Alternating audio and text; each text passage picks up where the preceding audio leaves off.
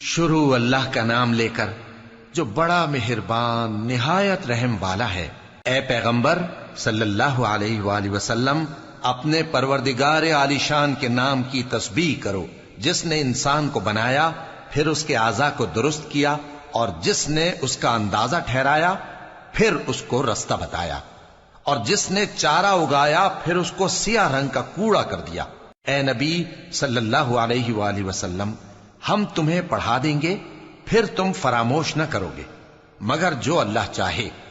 وہ کھلی بات کو بھی جانتا ہے اور چھپی کو بھی، اور ہم تم کو آسان طریقے کی توفیق دیں گے، سو جہاں تک نصیحت کے نافع ہونے کی امید ہو نصیحت کرتے رہو۔ جو خوف رکھتا ہے وہ تو نصیحت حاصل کرے گا، اور بے خوف بدبخت اس سے کترائے گا۔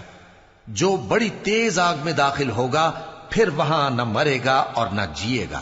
بے شک وہ مراد کو پہنچ گیا جو پاک ہوا، اور اپنے پروردگار کا نام لیتا رہا اور نماز پڑھتا رہا۔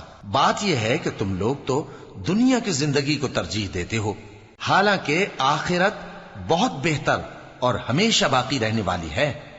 یہی بات پہلے صحیفوں میں بھی درج ہے، یعنی ابراہیم اور موسیٰ کے صحیفوں میں۔ صدق اللہ العظیم۔